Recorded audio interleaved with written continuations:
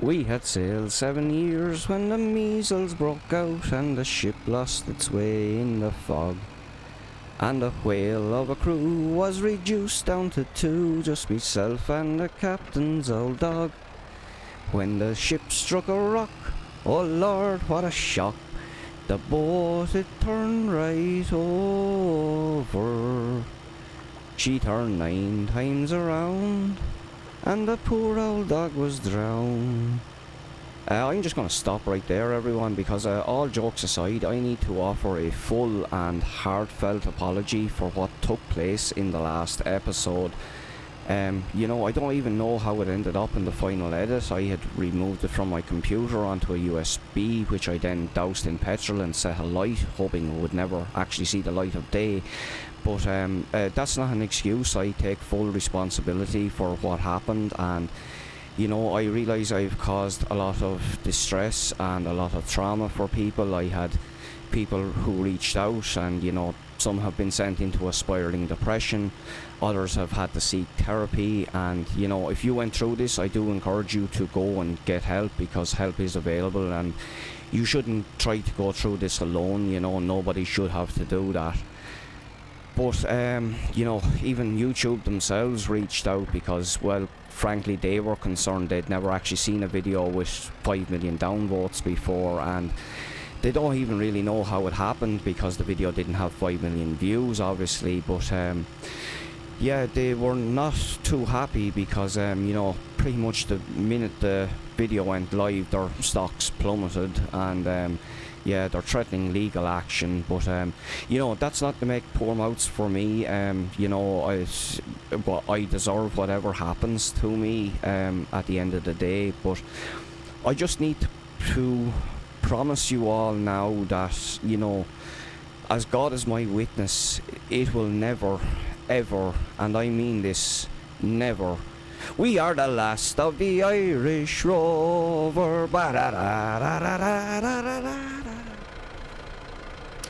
Right, I think everything looks good there. I've just given our sprayer a quick little check over, but yeah, everything seems fine with it. As you can see, the Massey's been on a little bit of a diet, but you can probably start to understand now why we're going to need those little row crop tyres. They are going to be staying on the tractor now, probably until second cut silage, I would say, because even after we get this round of fertilizer on, we're going to have 3 more rounds to go on after this. Now, I wish I could tell you it's been a busy morning, but it hasn't really. It's about 11:15 there now, and I've had a lot of running around, to be honest. I had to go to Brophy's to collect an IBC of fertilizer, and then I also went back up to get a direct fill into the sprayer as well. And the reason for that is because I want a different type of fertilizer for potatoes as compared to what we want for our grass fields down there. Now, I have elected to actually spray liquid fertilizer on our 3 grass fields as well.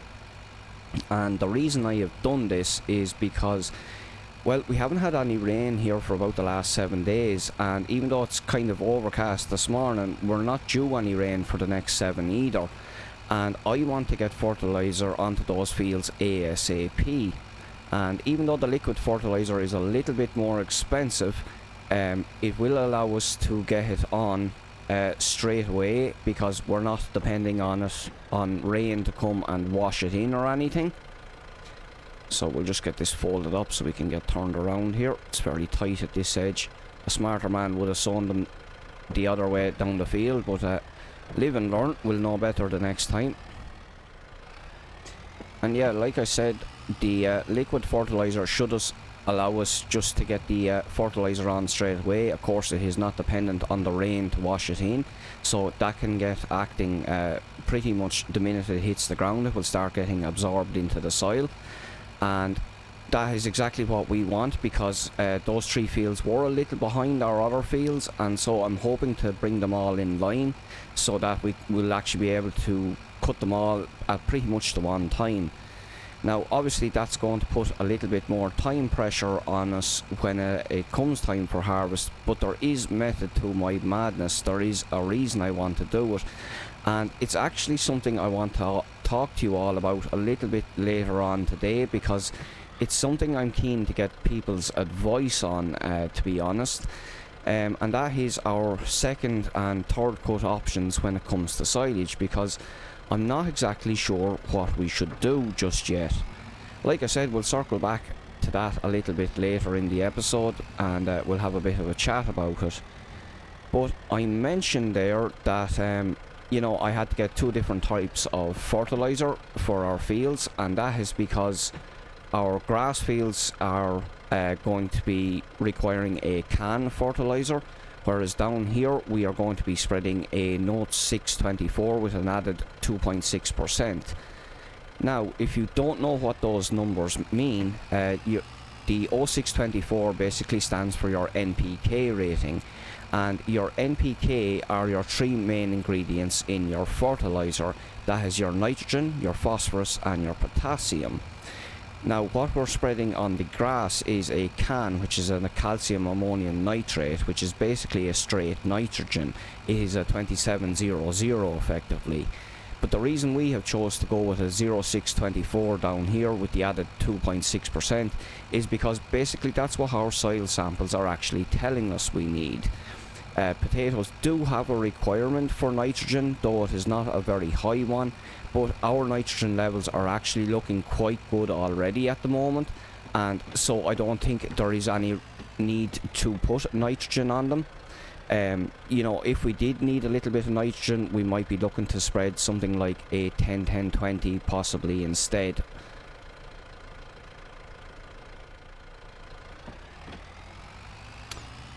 Now, they are not the only 3 ingredients that go into making up a fertilizer. There are all sorts of added things. There are things like urea, things like muriate of potash. We mentioned we have an added 2.6% on our fertilizer, and that is actually a sulfur. Something else that can be often added, especially for potatoes, is calcium. But the reason we have went with what we've went is because, like I said, that was what our soil samples told us we need, and our soil came back with a pH reading of about 5.8. Now, for the potatoes, ideally we would want to see a reading of somewhere in the region of about 5 to 5.5, and by adding the sulfur, that is going to help to make our soil a little bit more acidic and just hopefully lower our pH levels down a little bit more. The ideal growing conditions for potatoes are in the region of about 5 to 5.5, so that's why we want to try and get our soil a little bit more acidic. Now, potatoes are actually a very hardy plant, and they will grow in soil that is way more acidic and also soil that is way more alkaline. But the reason we want to avoid growing them in a soil too alkaline is because it makes them more susceptible to things like potato scab. Now, potato scab is a very common thing. I'm sure you have all seen it. If you've ever seen a potato with little rough spots on it, that is basically potato scab. Now, it is perfectly harmless in terms of for human consumption, but you know, obviously it's not ideal. It is technically a bacterial disease which attacks the skin of the potato, but it doesn't really attack the vegetable itself. However, it can make it more susceptible to things like bruising. The real reason we want to avoid potato scab, however, actually boils down to the aesthetic of a potato. Right, we're just getting our pipe put away there. We've just about enough to cover our potatoes. Now, as silly as it may sound, the aesthetic of your vegetables has become a very important part of the process. It is no longer enough to just grow a good quality vegetable. It also needs to be now one that is aesthetically pleasing. And, well, if you have potatoes with potato scab, that obviously doesn't look the best on a supermarket shelf. It is also why, you know, I mentioned calcium can be an important additive for your potatoes as well. And the reason for that is because if you've ever walked in and bought a bag of new washed potatoes, you will notice that sometimes they might almost be glistening in the packet, and the reason for that is because they have been actually grown in a calcium rich soil. It is especially noticeable with variations like roosters, because roosters obviously have their red jackets, but even in things like what we're growing, which is British Queens, you might see that nice little glisten and sheen off the potatoes, and that is something that is very purposefully done to ensure that, you know, you have a very attractive product on your supermarket shelf.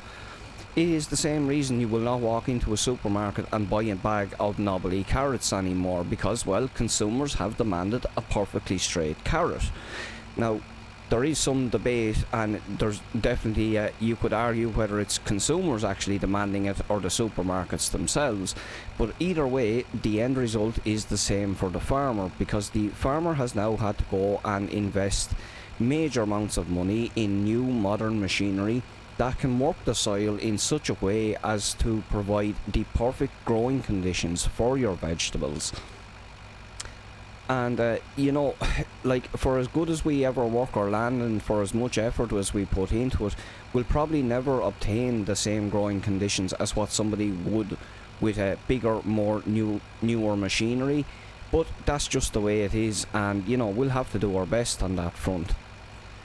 Now, before we move on to our next job, and our next job is actually going to be going down and doing that bit of baling for Don, because his hay is ready to be baled there.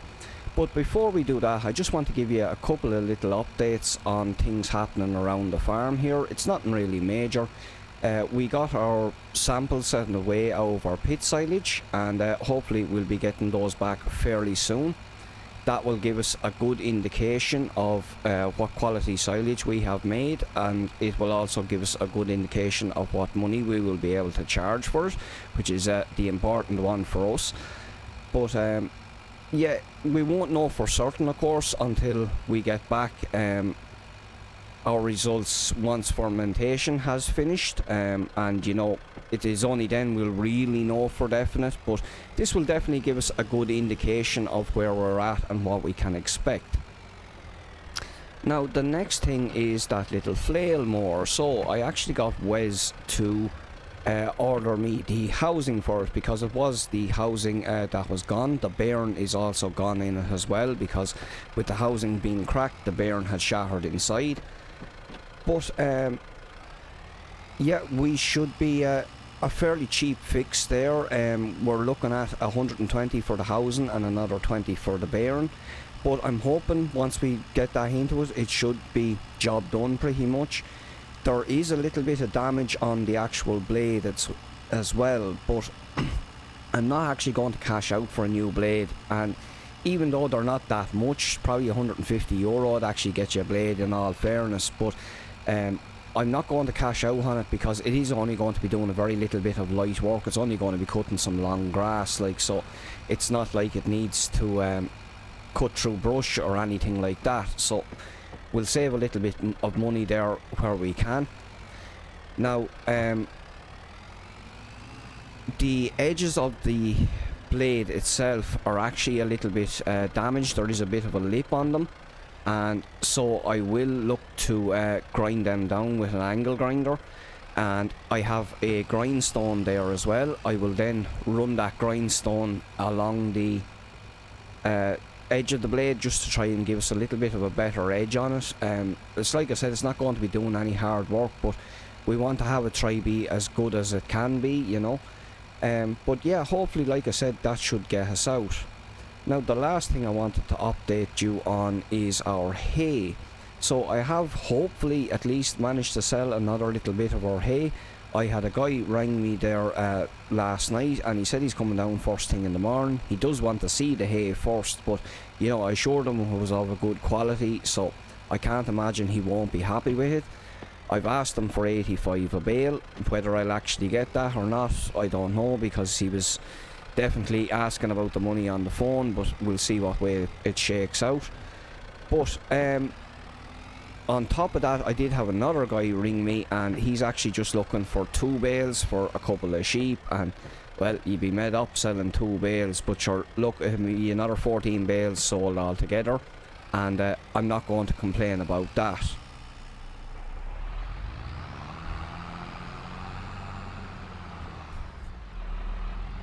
Looks like we're not the only ones out doing a bit of spraying today.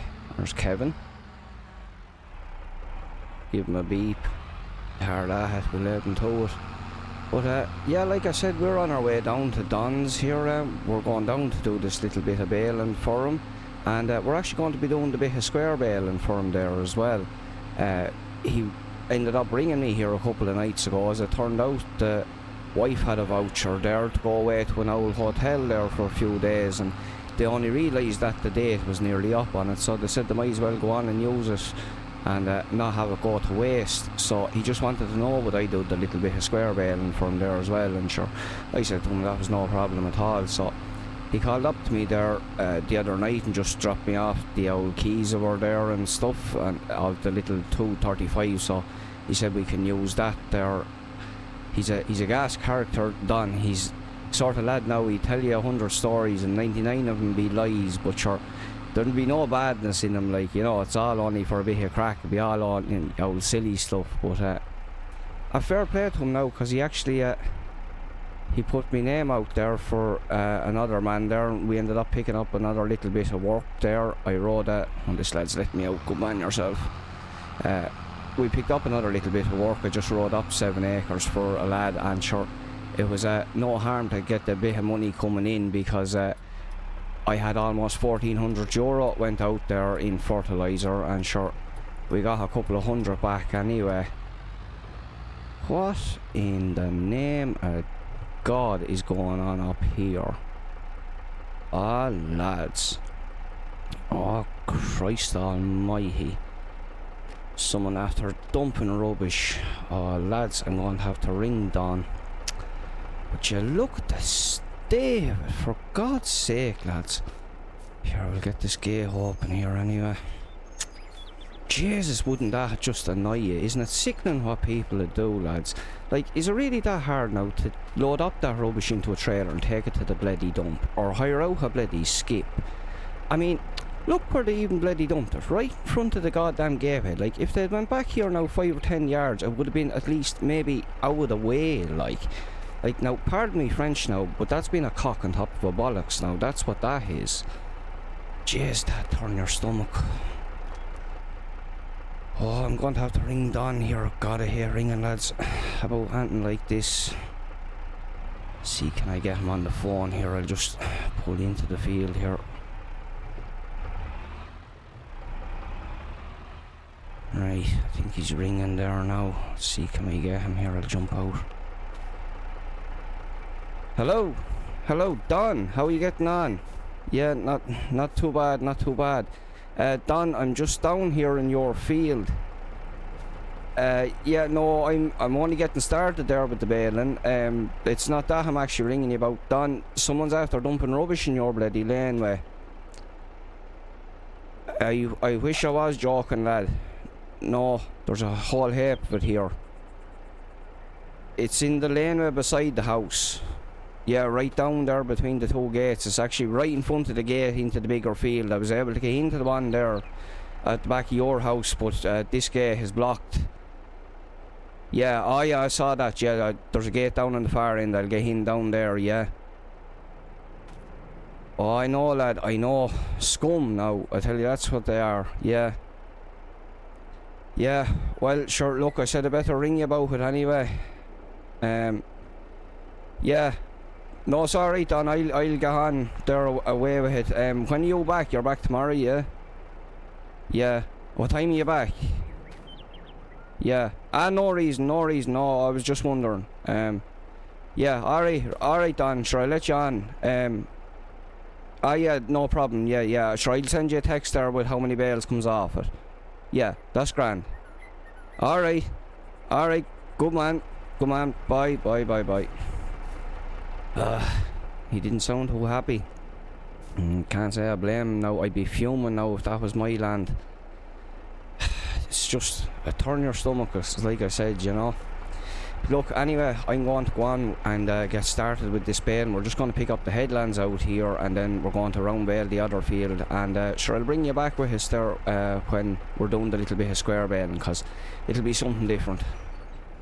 Alright, we'll just get this shut up front. We don't want any more incidents. Right, we better count these bales while we're here. He's what? 2, 4, 6, 8, 10, 12, 14, and those two 16. Right, 16, and he had 3 down in the other. So yeah, he didn't do too bad, 19 altogether. It's only what, probably a little bit more than an acre and a half here, and sure, it's about the same maybe in the other field, maybe even a little bit smaller. But I just have his little 235 warming up out here while I was going down to shut the gate. I have her all set up here and ready to go. I was just thinking to myself, God, lads do love their massies around this area, huh? Don has the massey, and sure, Kevin has massies as well. He has 2 of them, I believe, along with the teleporter. And sure, Mick has the massey combine, and he has the he has not only the massey combine, but he has the little T25 or whatever she was, or T20 I should say, or the 35, whatever she was, I'm not even sure. But yeah, it's a good thing I turned up with that 675, I tell you, or I would have been shunned. Now, we'll just give it a minute here, and we'll take her nice and handy with this until we get her first bales dropped. I think I have seen one pop out there, so we're just gonna jump out for a minute here, because sometimes these old balers, they can miss the knots on the first bales, and you could end up with you know, just to fire out a couple of loose ones. But I just want to check the weight of them there now as well, make sure they're alright. Those are pretty good, I think. I'll leave that out of the way because I'm actually missing a little bit of the road there as well, so we'll move that one as well. But yeah, no, I don't think there's any need to shorten them up or anything. You could shorten them up if they were a little bit too heavy, but no, that seems grand. I might want to keep a little bit more over to the left here. Might be not giving us enough room on a pickup. Never actually operated one of these before now, to tell you the truth, so it's a learning experience, but they're simple enough old yoke to get the job done there. Right, so the next thing I was going to talk to you about today was, and it's the thing I wanted to get your advice on, because has to do with our second and third cut options here, because I'm a little bit conflicted about what we should actually do. So I am definitely going to be taking a second cut, and if at all possible I will be taking a third cut wherever it is I am able to do it. We are not going to get a third cut off for all of our fields, I know that much for certain, because some of them probably just won't yield a third cut, but some of them are going to end up needing to get reseeded as well, so it won't be every field that will have that will be able to take a third cut off of, and it will be completely dependent on the weather on top of everything else, you know. But if I can do a third cut, I will be taking one wherever I can. But the problem we run into is that if we take a second cut and we have nowhere to put it except into that little small pit, because I can't actually open up the big pit. And the reason for that is because, well, it's diminishing returns every time you cut your grass, and that's not only in terms of quantity but also in terms of quality. And because we're looking to sell that as a premium silage, we can't really put in our second cut at the front of it or anything. You know, if we were feeding that now to cattle, we could have put in the second cut at the front, and you could be using that for, you know, a time when maybe your cattle don't need the best silage, or you could be using it for your dry ones or your spring heifers or whatever, and you could save your good first cut quality silage until your cows really need it, you know. Now we might have to do a little bit of a lap around to come back on this one, I think. But if we take a second cut and we're not going to fill, or we're not going to fit an awful lot into that little pit. See, the problem with that pit is it's only an overflow pit. It was only there to really catch the overflow in case they had too much for the big one. And, well, you might fit maybe 70 or 80 tons in it, I'm not sure, but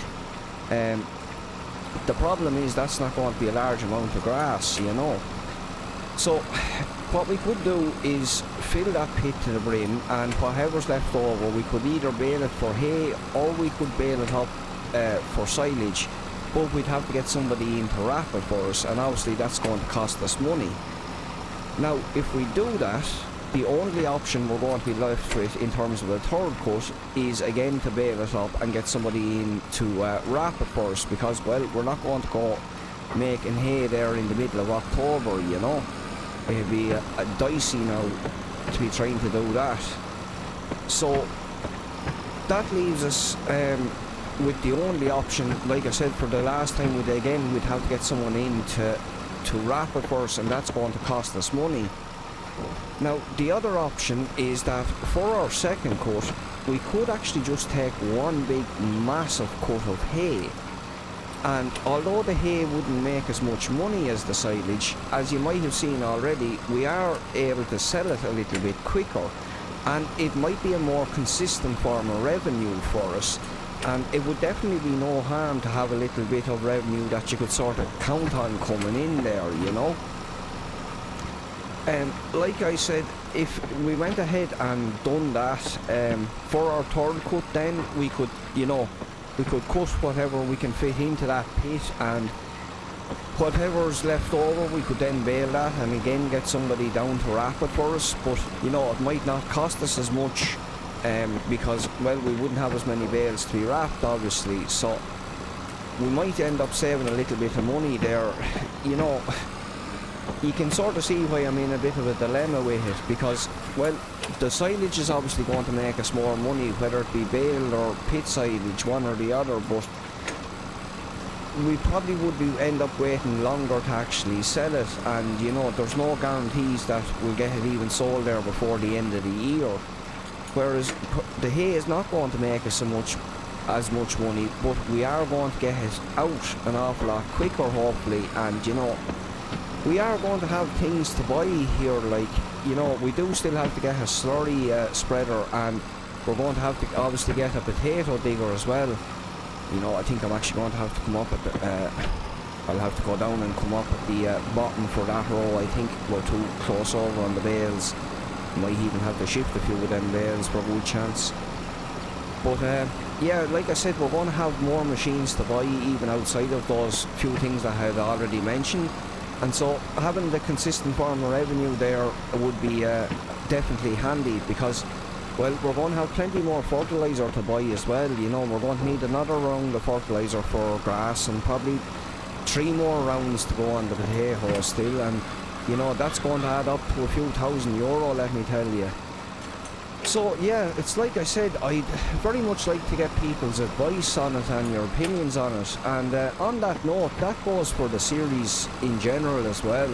If you have any advice or feedback or anything, always be free to let me know, because my motto is, if you don't listen, you won't learn, and at the end of the day, I'm making this for other people to enjoy, and so I want to ensure that's going to be happening.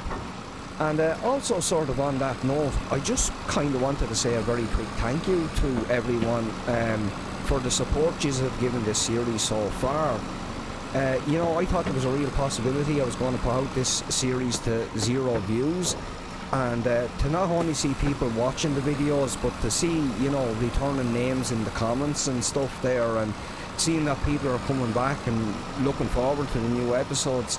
That's been super encouraging for me, and you know, it's motivating me to want to make the best series possible for all of you, and hopefully that will be reflected in the upcoming episodes.